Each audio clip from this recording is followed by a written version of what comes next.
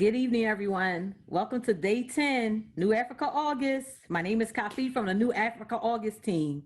Today, we're going to have our seminar is Let's Chat, Charting Our Economic Course, 21st Century Options.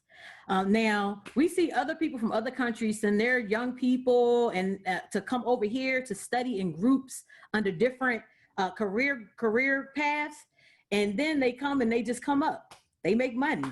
They're the doctors and the lawyers that we go and see. We need to start charting these type of things for our own selves. So today we have two sets of people. We have Full Blast STEAM, Brother Muhammad Najila and Robert Lee Moore. These two gentlemen are from Full Blast STEAM, which is an ed-focused research and development operation. They apply research and development and bridging the tech divide. They go into schools and assist children with them coming up to be ready for the 21st century as well. In addition to that, we have Sister Serena Abdul-Aziz. She is a senior information security, privacy, and risk management professional.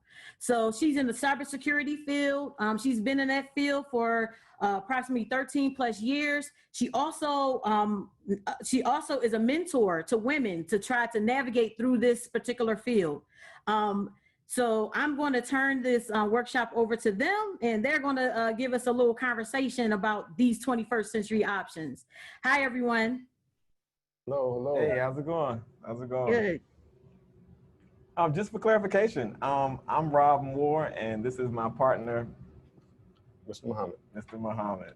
Awesome. As the kids call me. Yeah. So yeah, usually I go by Mr. Rob. So when I say my whole name out, it almost sounds like, like who is that guy? But when I hear Mr. Rob, I'm like, oh, that's me. That's me. Yep. So Full Blast STEAM, we engage young people in schools and youth programs with 21st century skills, specifically focused on educational technologies that are exciting and engaging, like robots and drones and virtual reality, augmented reality, and programming and coding. So presenting these activities in different types of challenges and tournaments, robotic tournaments, drone tournaments, as well as now we have virtual online classes. So we engage young people through their parents or through a youth program that they're associated with. But the goal is to introduce young people to 21st century skills and get them prepared for this new world that we have in front of us that they're going to grow up in, and just allow them to have as much fun and engagement as possible in the process. Awesome. So Muhammad mentioned 21st century skills, and I know a lot of times we hear 21st century and we think, far off or some futuristic thing, but the 21st century is right now, and we have to prepare our young ones for a whole new set of challenges, a whole new set of problems, different from the ways that I know my mom and grandparents solved problems and the tools that they had to solve problems. So what we chose to do with our organization, with our company, is to target young people who may not have those technical skills built in, or may not have some of those other 21st century skills like creativity, right? What if some kids may have never been challenged, to be creative. Certain kids don't know anything about perseverance, right? All of these things are 21st century skills that we cook into our curriculum as we do out of school time workshops. We also cook it into our events as well. So our workshops and events on the weekends and things like that. So those are the 21st century skills that we're going to kind of compact or kind of break down throughout this conversation. Well, Mohammed and Rob, that's good to hear that you all are doing these type of things, because I did encounter some things when I was trying to find something for my son as well when he was coming up. And it was very difficult to find programs or summer programs that were in the neighborhoods for the inner city for children, for our children, that is. I encountered searching for the summer programs and finding that they were on the outskirts of the city. It wasn't available within reach for most of our children. It wasn't being offered. And the mere fact that they didn't know about a lot of these things was very troubling for me. So I'm very happy to see that you gentlemen are trying to reach out and bring that information out to our children because it's well needed. Thank you, sister. So as far as you, how'd you get into the STEM field? Well, actually, I decided to get into database technology originally. That was my goal, based on the mere fact that I was working in the school system and we were having to encounter uh, navigating a lot of information. We had to aggregate a lot of information to submit to the board in order to receive our funding.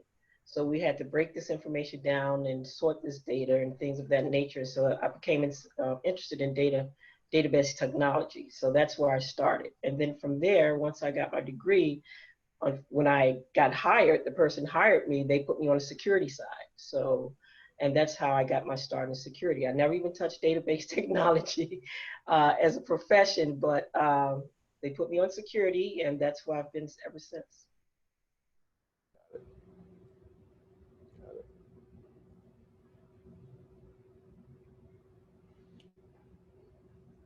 Wanna jump to that? Yeah. All right, So it's on now. I'm gonna share screen.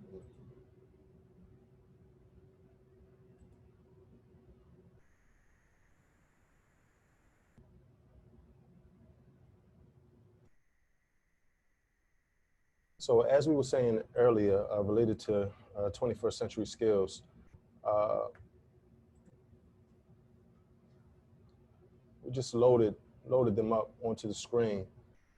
So these are skills that employers nowadays for tech companies and STEM-based fields have unanimously agreed that these skills are necessary, both currently as well as moving forward in the STEM industries. So, so the problem is that a lot of times our school systems are antiquated and are not focused on the up-to-date, cutting-edge. Although they try to be, they have their challenges. It's a tough situation, but we're just here to support the education system during the out-of-school times with quality 21st century skills focused programming. So we work with Baltimore City Public Schools and other youth programs to ultimately create an alternative to the popular entertainment, you know, an alternative to what's currently available. And a lot of that is just idle time, you know, just a lot of idle time, not enough to do in a lot of these neighborhoods around Baltimore and other major cities across the United States, as well as rural areas, you know, just a lack of things to do. And that leads to young people roaming around and getting into everything that that their little minds can get themselves into, and older minds can get themselves into. So, so we know that in order to create a significant impact, we have to scale. We have to scale this thing. It's not about one or two programs, you know, it's bigger than that. It's about a network of grassroots organizations that are focused on instilling value into our young people and families, you know, rallying around our young people and families and devoting resources to them. And with the faith that 5 years down the line, you get the results, the impact. As Sister Coffee mentioned earlier, you know, having that long-term approach where we send our young people to school, or we create a context around our young people that helps them thrive in a particular area, right? So you may have folks from a given country that send their kids to medical school, you know, so you have a whole generation of doctors you know, from a community that then spend money with their community and support their community. So we need the same kind of purposeful effort, you know, and so that framework that it would take for us to apply, that's the framework that we've created with Full Blast STEAM. So we look to our community to support and be a part of this mission, this movement forward to make tech and to make 21st century skills a priority for our young people. All right, so that's what we're all about, and this is a interactive situation. We need the community to participate. It's super important, you know. It's our goal to curate and cherry pick the most exciting, engaging tech available nowadays, educational technologies available nowadays, and present them in a way that our young people will eat them up and want to participate. You know, we don't have to force them. This is not, you know, we're creating our goal, I should say, is to create contexts in local communities where young people crave to participate in the activities that we put forth, and that they're available on a long-term basis. I would like to see 24/7. I feel like you can go to your local hip hop entertainment channel and get 24/7 content, right? If we're creating an alternative, then that's the kind of level that we should be thinking on. Having nurturing, entertaining, educational, collaborative activities available 24/7, you know, on a regular basis, to really be there and to really compete with all of the challenges that our young people are facing nowadays. So, so I just want to speak a little bit about that long-term vision that we have. You know, that this is bigger than a youth program. You know, a lot of times with just a glance, you know, we overlook some of the brilliance that's in our community. You know, I think we're too given to the status quo and to the current way things operate nowadays, and we need to step back and trust ourselves a little bit more to create for ourselves. You know, and I think that empowering these young people, they're the ones that's going to do it. You know, they had the brilliance, they understand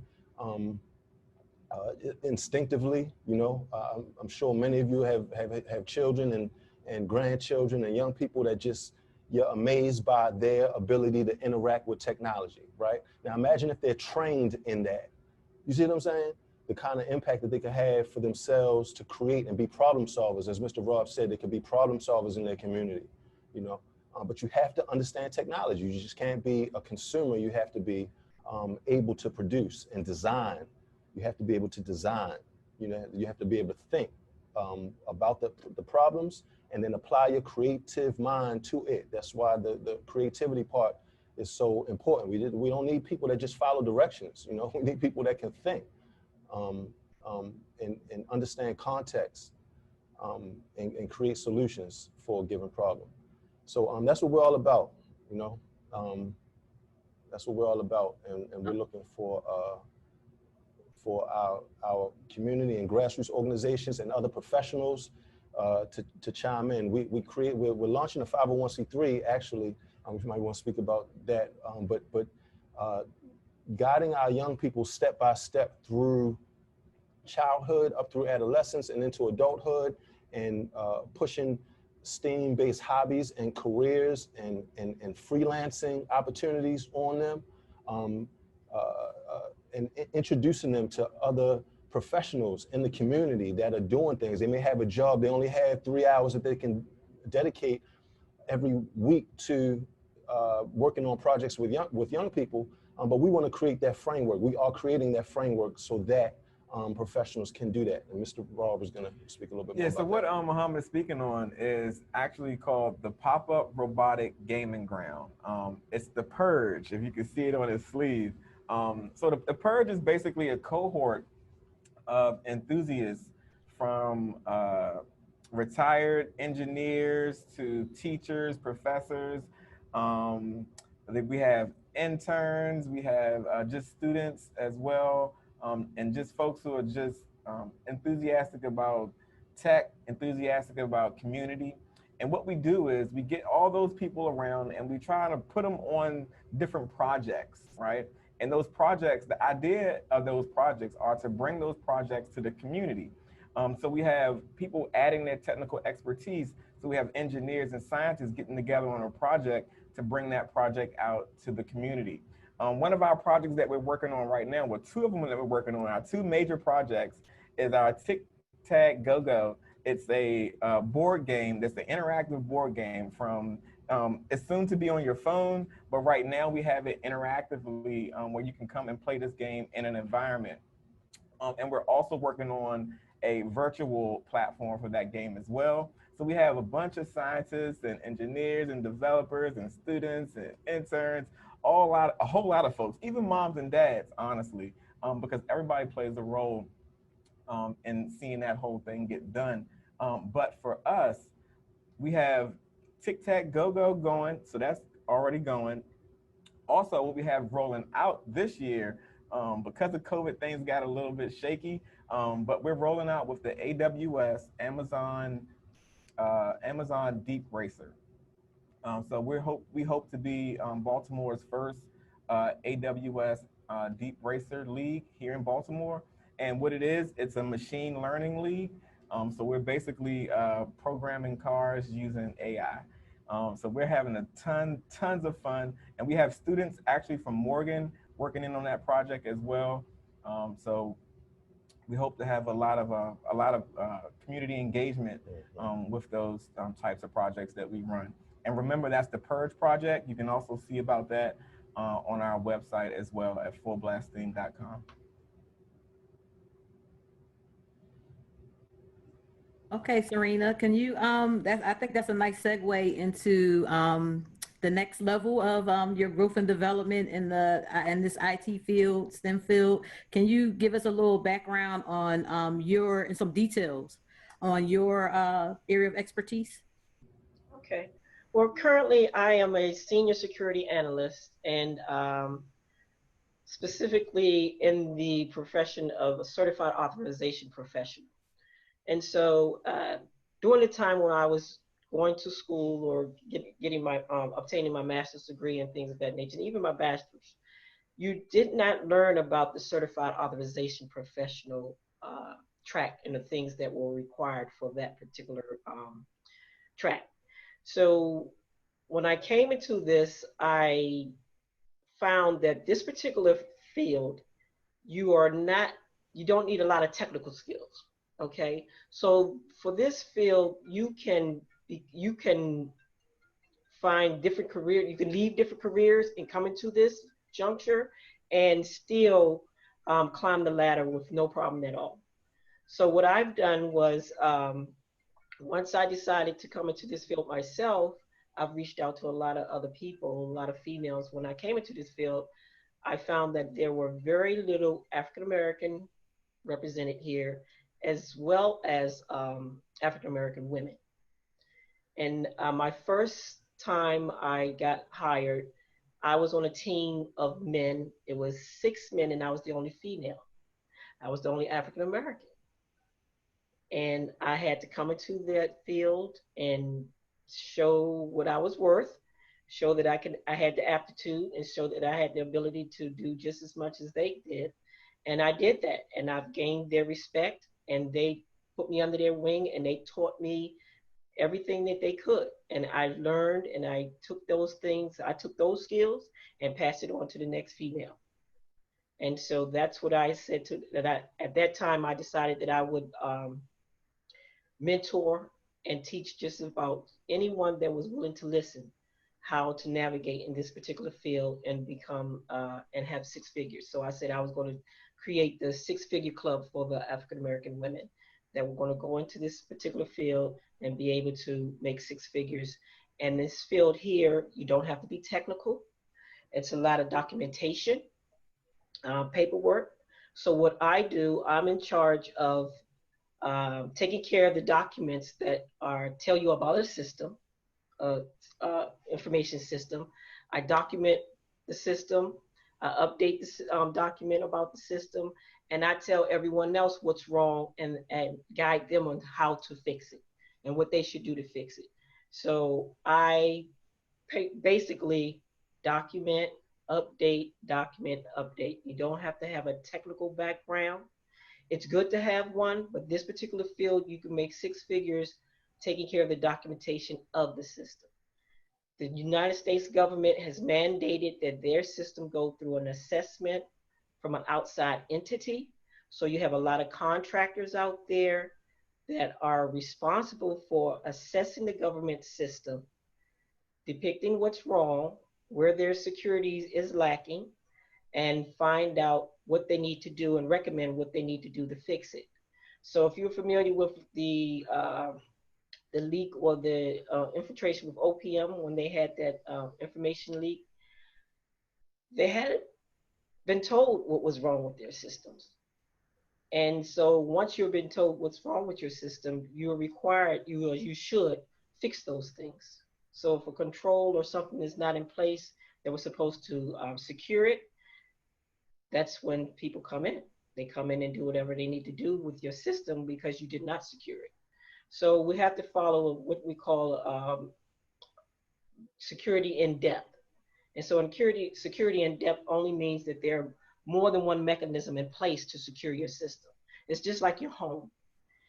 You have a lock, you have a security camera, you might have a doorknob lock, and then you have a deadbolt lock, and then you have all these things in place in case someone gets past the first thing that's supposed to secure your home.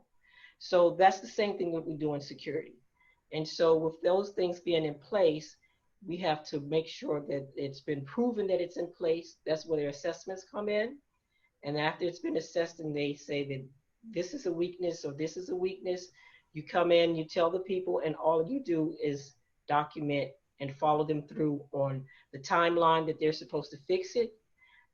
And that's what we do.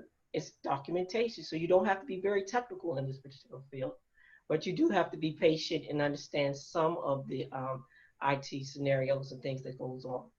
But I don't touch a machine. I don't have to touch a system at all. And I make six figures doing it.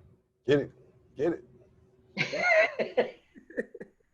So basically, the basic skills that are necessary are, if an individual, you have to know how to read, of course, and just light basic computer skills. That's true. That's true. And the willingness to learn, and the willingness to self motivate and self learn and pick up, all of the little fringes of the profession. I assume. Mm-hmm. That's true. That's true. We've had people change careers. We have people that were nurses. We've had people that were teachers. We've had people that were, one gentleman says he used to work with Verizon doing telephone systems. So we have a lot of different people that changed careers just to come and do this because they knew that it was a lucrative place to be as far as cybersecurity. It sounds big. A lot of times people say cybersecurity and it's just as simple as just knowing what to read, what to do. It's not very hard. I mean, just the word cybersecurity, it scares a lot of people, and people can start talking the IT talk. You think that you don't know what's going on, but it's very simple. It's very simple. Could you tell us a little bit about if somebody wants to say, hey, I'm trying to change my career and I want to be a cybersecurity specialist. What do I need to do? How do I go about preparing myself to be in that specific role? Okay. Well, you should know, there's very minimum that you should know. There's a little that you should know. If you want to come in for the first time, you should probably take a A+ course that will teach you actually about the computer itself. Just knowing the interactions of the computer itself. And then after that, you probably will want to take a Security+ course that would tell you what things are done and what takes place to secure a system. What's going to protect the person's information? How are you going to protect yourself on the internet? What things need to be your configurations and things of that nature in the computer. So those things will be good to know as well. Now, once you know some of those things, and for me, I didn't take the A+ or the Security+ because I had gone to, had my master's degree in cybersecurity. But again, they did not teach me the track of the security authorization professional. So what I did was I took a course in CAP. You can take a course in CAP and be very mindful that there are a lot of courses out here that are boot camps, and they teach you how to pass the exam, but they do not teach you how to perform the job. And so it just so happened that the place where I went to take this course, they taught me how to do the job. They taught me the job. We did scenarios. We actually did mock trials and everything that was going on. And I was hired. My first job, I was hired because I knew how to talk to the job. Not that I had my cert. I got my cert afterwards. And this particular gentleman, he taught me from A through Z how to navigate, and I in turn wanted to reach out and teach others how to navigate. Okay. Now, guys, I'm going to jump back a little bit. I'm going to go back to the young people. What type of skills are our young people missing? What is it that they need? Like if I'm a parent, so what is it that my child needs in order to be prepared for this? I know that some of the information is just, I think they just don't have the language. So what kinds of things do they need in order to actually be prepared for a field like this? Well, our offerings are robotics, programming / coding, computer programming, and 3D printing pens, which serve as a arts and tech exposure. And they all, those are the activities, and they have branches. So with the 3D printing pens, for instance, that leads into 3D design, understanding design, understanding how products work and how the components of a product is put together to make it work, right? So design is critical. Like I push that on all my young people is, if you understand how to use graphic design software now, CAD design software, I should say, which is called computer assisted design, or software, like starting with a tinkercad.com, for instance, all the way up to like a Fusion 360, right? So these are software programs that you can teach yourself. You can watch training videos and you can understand how they work. And trust me, you'll be able to design anything. Like everything you see around you, every single product, someone designed it. From an idea, from a sketch. They took that sketch and they put it into computer assisted design software. So that's one thing. So that's our thing, is to get the young people with the exciting, engaging activity like 3D print and pen parties that we offer, or a robotics tournament, virtual robotics tournaments that we offer. Programming classes, teaching kids how to program. These are essential things to understand how programming languages, how you can make a computer do what you want it to do. We teach the young people that computers are stupid. Robots are stupid. They can only do what you program them to do. They can only do what you tell them to do. So you have to know how to communicate with them. So that speaks to any system from here on out. Every single system that's developed and implemented anywhere, you have to understand programming to engage it. You have to understand programming languages. So these are the basics, these are the basics. And like I said before, we believe that we have that formula to start where we are and slowly graduate from stage to stage up until the point where we could have community-based events, high-tech community-based events where the whole community comes out and engages robot competitions and drone competitions and 3D pen parties where grandparents are creating things with their grandkids, and folks have a more community-focused vibe and a purposeful play, purposeful entertainment, purposeful edutainment. That's what we got to get to. We have to. That's the goal. That's community life, as we were taught, sister. But tech has to facilitate community life. That's the point. Or else it'll be another tool, as it is being used right now, to suck our resources, and trick us into giving away our resources and not reinvesting in ourselves. And that's the road that we're on now. If things don't do a 180. That's right. Now, what age group would you say that you should start trying to push your child into? We're teaching programming. We're looking for a contract right now with the DoD, actually, shameless plug, to do preschooling programming classes with preschoolers, you know, and support the preschool environment to be able to offer programming related activities, because they build sequential thinking, for instance, is a big one. To the ability to think that I do this, and then I do that, and then I do this, and then I do that, and this will happen. You see, to start to build that ability to think like that, that's programming. That's telling the computer what to do. Exactly. Thinking linearly. Thinking linearly.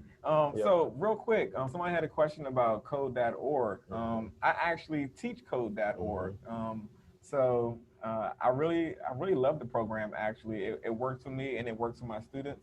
And it also gives me enough leeway to kind of fit things in where I see fit almost. So it's not really rigid. It's flexible enough so a teacher can throw in different things or kind of shoot off the course a little bit and then come back around to different topics. So I really love code.org. Yep. Yeah. This is a wonderful conversation, really. I love that you are so open to share this with our community, because it's so important for us to start preparing ourselves. Our world is getting more and more computerized, and this is an opportunity for us to be at the forefront of this. You know, we can't sleep on this, guys. Like, we really have to jump into this field while it's wide open, train our children up. Opportunities for our high schoolers, our middle schoolers, get them excited about it. I really love the conversation about teaching our children how to think, because I think that the way the school systems are created, they just teaching them, okay, stand in line. Okay, this is your seat, you sit here. You know, they're not teaching them the process of just coming up with something creative or coming up with something. Some children are just naturally inept with that. But then even those that are natural, they still need it to be refined, you know, and encouraged.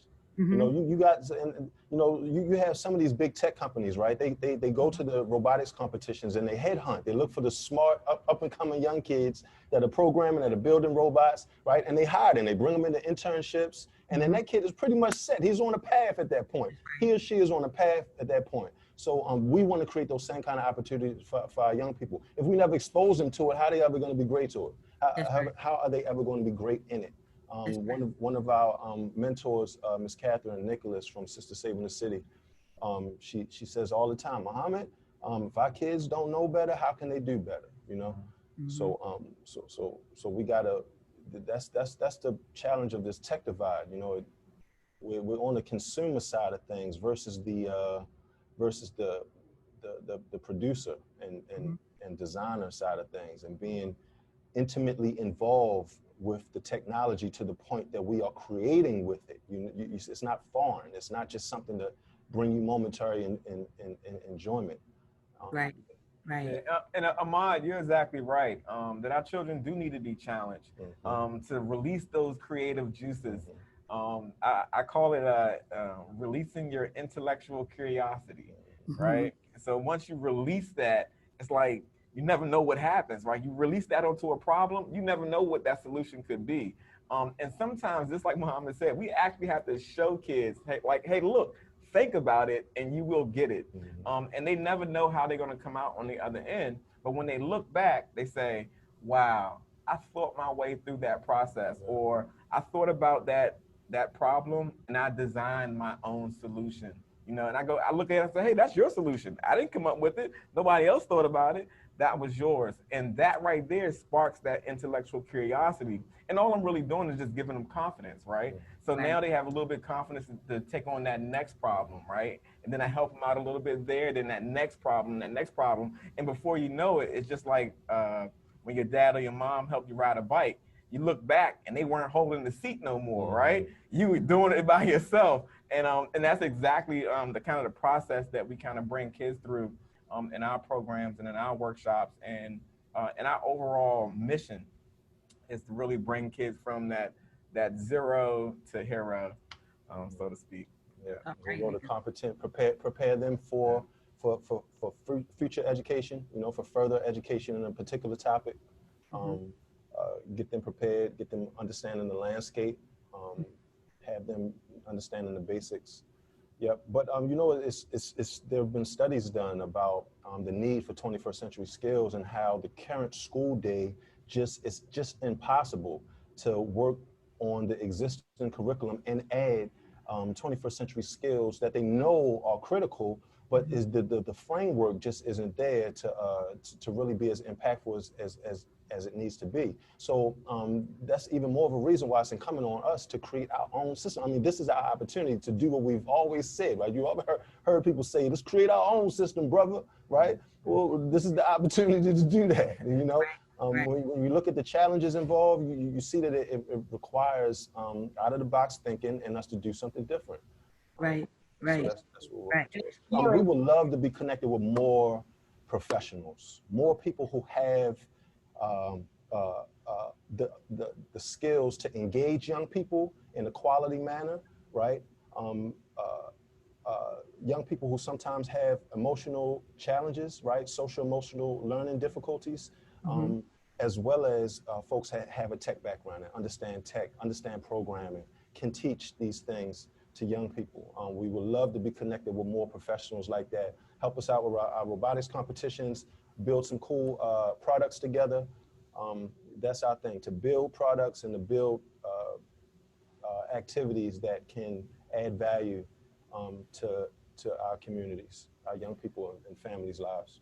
And that's one of the reasons why we have begun these conversations, because we want to have some tangible, establishable outcomes. So if you're out there, if you have any interest in what the brothers are talking about here, let's get connected. Let's connect each other. We have all the skills that we need to build the environment that we need to have for our children, our schools, everything, our businesses. We have all of the skill sets. So now it's time for us to be able to harvest all of those skills, put them all together and make it happen. There you go. Make it happen. Sister Serena, parents that are out there, you all have to be proactive in this as well. If you're in the school system and they do not offer STEM, please beg them, require them to offer STEM. Just like it was art class was needed or a requirement, make sure that STEM classes are there. If they don't have the STEM classes, you have to speak up. Our children are being left behind.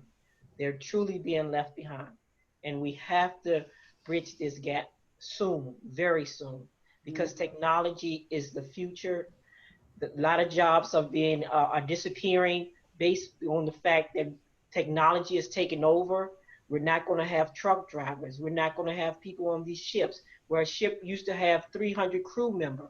You have ships now that they're making sure that they're only going to be able to have 50 people on the ship, because the ship is going to be driven by technology. You're either going to fix it, create it, or fix it. Create it, fix it, or operate it. Those are the only things that's going to be left. And in addition to that, Sister Serena, we have to know that it's not the future, it is the present. Now, it's right now. We are past we due. are behind the ball. Long term. If you get it now, you can ride it out. You can ride it out. That's right. It's going to be there for a long time. That's right.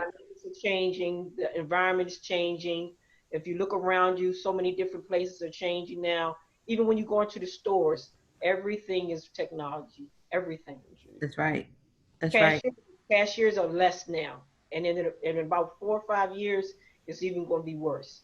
And this COVID right here, COVID-19, has catapulted this thing 5 years ahead, because what's happening now is just setting the legwork for everything that's getting ready to happen as far as technology is concerned. Students are learning from home. People are working from home. And they push the magnitude to see how much the infrastructure, the internet, and the 5G and all of those things, how much can it take right now? This is a big test. And now that they see that it can be handled, they're moving forward. They're making all these investments in these things behind the doors, technology, 5G, everyone needs to get in on it. Okay, I want to jump to some of the questions that we have in the Q&A. We have someone asking about, do you all address the field of business and analysis in your programs as well? This profession serves well to transcend IT and other industries. Also, do you address agile approach when it comes to coding? I think this is very technical. Let me see. Particularly Scrum framework, I work in IT as well, and this is where many companies are headed. Business data analytics also. Anyone? No? Well, I'm not sure if Serena goes that deep. Well, makes that turn into business analysis. I can kind of speak from it a little bit because I was both once a business analysis analyzer, consultant, Okay. and a records manager for the federal government for a really long time. So I just let Serena sit back and talk, but everything she's saying is gospel because you're looking at a person who was once that guy making those six figures, right? And just decided that, you know what, just like she decided to teach other people to pull them there, right? I wanted to go even further down to the kids and go grab them to get them ready to get here. And to do that, I had to quit that job actually. So I quit that consulting job, that big plus job that she's talking about, because it is attainable. I want to let you know. But then I had a bigger goal, you know, a bigger vision. So with that being said, uh, so to be honest, you business analysis for me, you're still going down the certification road. So as long as you're going down that road of certifying, getting different certifications, I would probably stay somewhere around in that agile perspective. It's never. I don't know how Serena feels about it, but I also feel that you should get a records management certification. So that's the certification by NARA. NARA puts out a records management certification. So I would probably go that route as well. And far as agile and scrum, I think I would just try to just pinpoint, maybe try to be a scrum master if you want, you know. But to be honest with you, I've been in situations and environments where it was an agile environment, meaning that we had sprints every day and stand-ups and things like that. But each one of us had an opportunity to become the scrum master. So it wasn't like it was just one scrum master whipping the whip the whole time. Every 2 weeks or something like that, we would swap out scrum masters. It's up to you on really how you do it. But when it comes to the coding side of it, and that's really on the technical side of it. So we ran an agile process for our Tic-Tac-Go-Go game. Remember I told you about that game where we have different tech enthusiasts and different people interested in the community come out and work on a project. We did that project in an agile manner, meaning that we were rolling out different iterations of that project as it was coming to life. So how it's now is not how it's supposed to be at the end, but each time we had something working that we could use and call it iteration. So with that, we do use, the agile approach and sometimes the scrum approach in coding and in development. But really, if you wanted to get into business analysis and anything with business analytics, acquisitions, anything like that, anything IS like that, is honestly, all my friends play Pac-Man with the certifications. So they just eat up certifications as they find them. Sometimes your job will pay for your certifications, right? Sometimes you may have to just do a little side job just so you can pay for a certification that, you know, once I get that certification, I can quit my real job, you know, things like that. So that's how I answer that question. Real quick, I didn't want to take too much time, but someone else had a question that I just answered. I typed the answer back. She wanted to know about how young is too young and can she get a younger toddler into programming and how would she do that? I recommend right now, I'm teaching online courses and I'm teaching really, really young kids actually. Today I had a 10-year-old today, but this is really from like 6, maybe even 5, 4 to about 10. I would use Microsoft Make Code. Microsoft Make Code. It's a platform that allows you to code different types of hardware, and their hardware are like kids' toys, right? So one of the things that we've been working on is we've been working on a curriculum for the Circuit Playground. So this is a Adafruit Circuit Playground. This is just the box it comes in.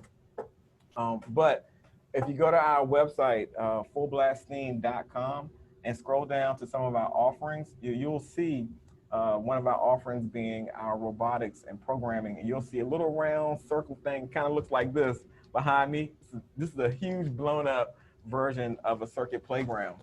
And we use that Circuit Playground starting with 5-year-olds all the way up to 12-year-olds. Here's another little design. So this is the Circuit Playground, and this is like a bracelet that one of my kids designed using 3D printed material. Yeah, using the 3D printed pen.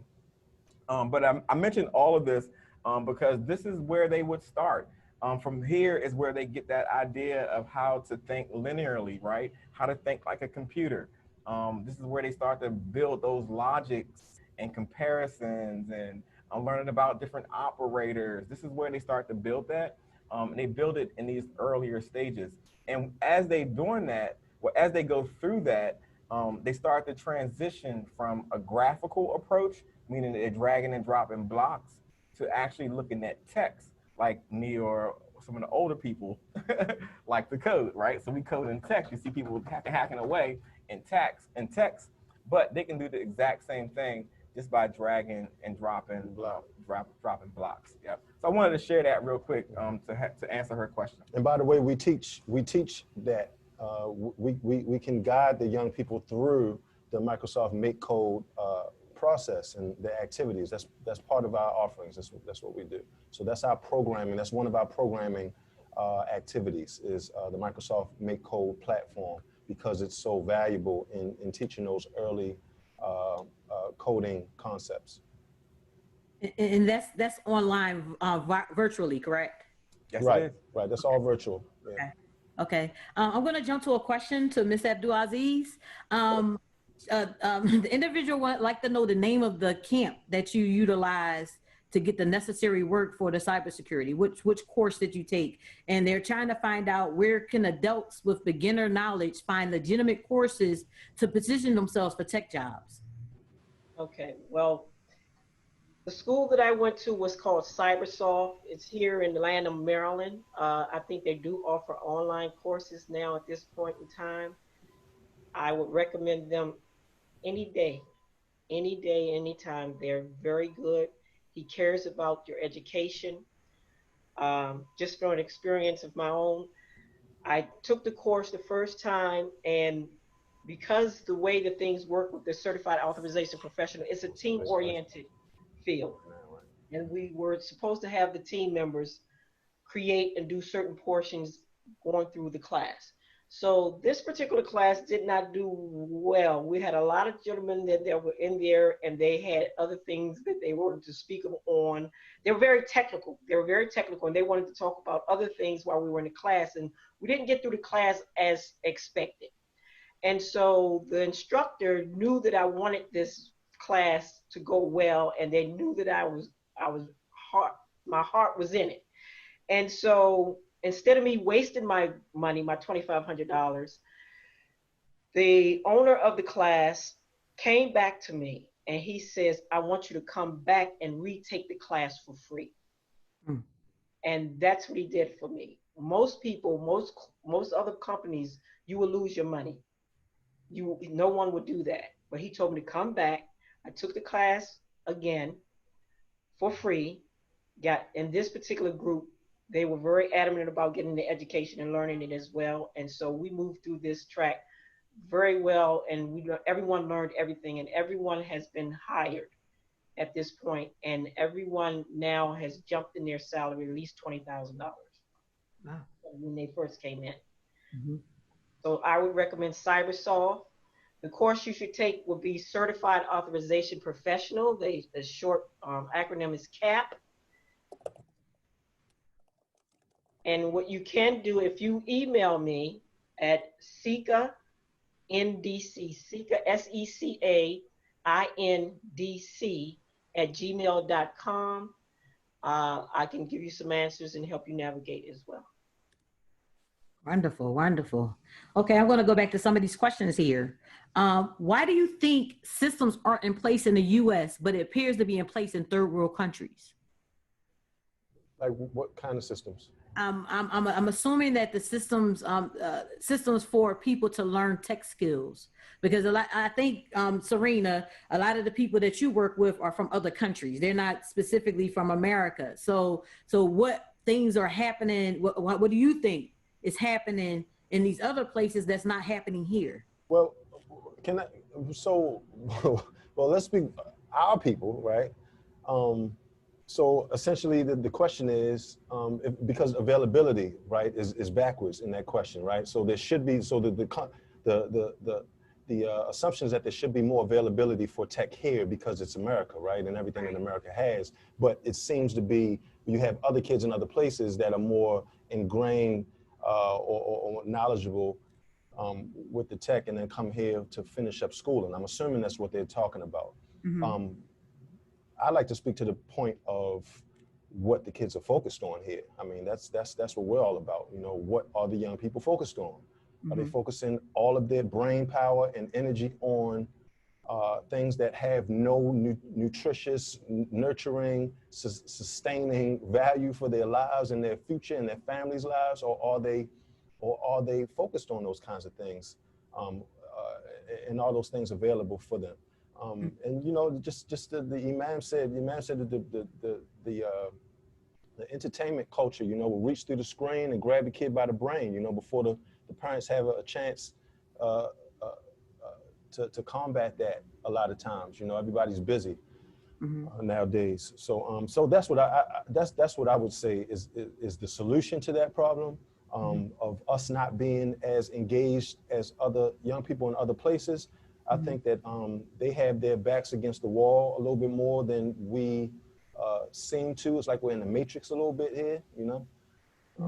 Got so many things being marketed to us and sold to us. Like we're living in this pseudo buy, enjoy kind of existence. You know what I mean? So that's not necessarily suitable for putting your face forward and down and focusing on something and getting something done and doing that in sometimes being uncomfortable and under challenging conditions and other folks around you are not on the same time as you, you know. So I think that the what we're caught up in is one of our biggest challenges. Okay. That makes sense. Okay, we have one more question here. What is the great first step for training for new teachers?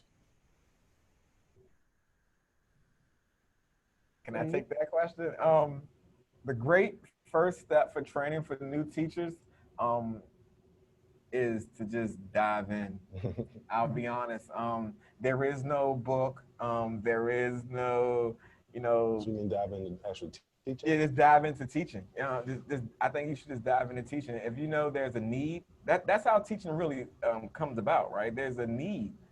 So you notice a kid having a problem, start with being a tutor, right? And then from maybe being from a tutor, you start to do substitute teaching, right? And then from substitute teaching, maybe you're like a mentor and a substitute. And then you quit that other job and you become a full-fledged like teacher somewhere. Youth programs. Youth programs in your local neighborhood they need people from the community to participate. So that's huge. I guess what I'm trying to get at is really jump in Dive to in. where the need is. The need is there. Yeah, the need is there. Our kids need us. Jump in. Jump in. And they won't know the difference, right? Your kids won't know that you got it wrong because he don't know coding either, right?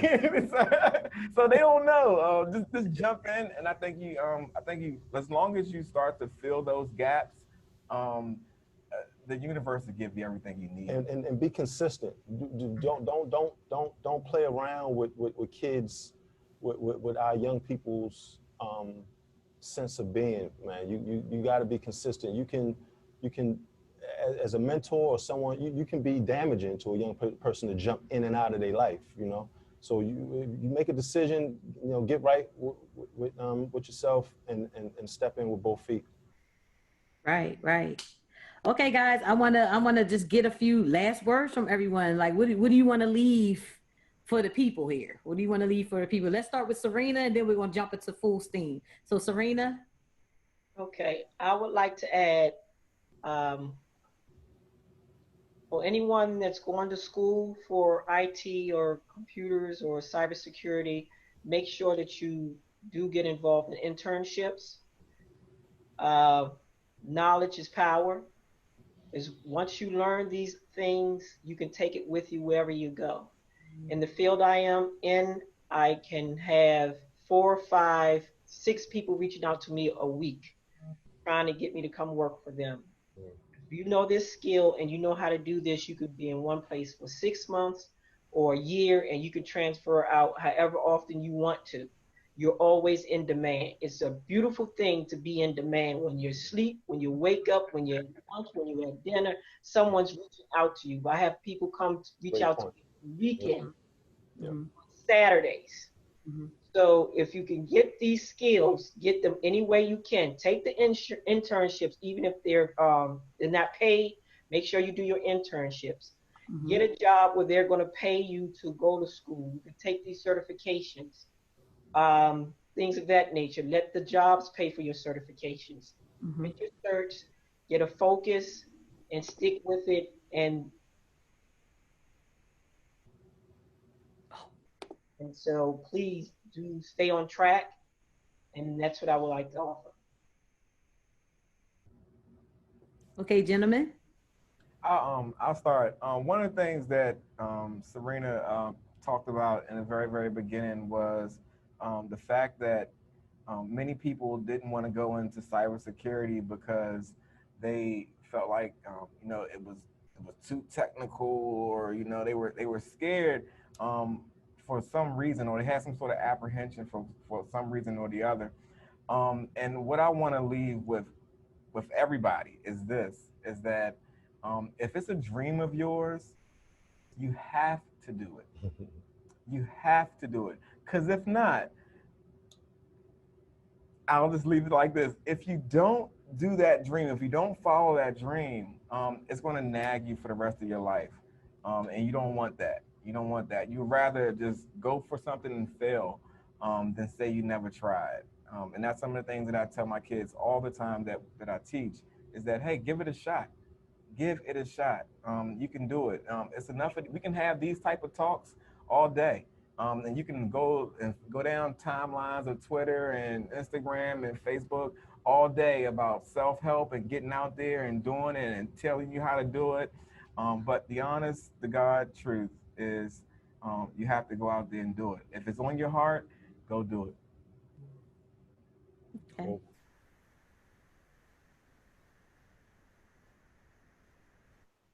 Muhammad. Nah. What was the question again? Sorry. This is last words that you want to leave for the people. Oh, right. Last words. Check out our website, fullblaststeam.com.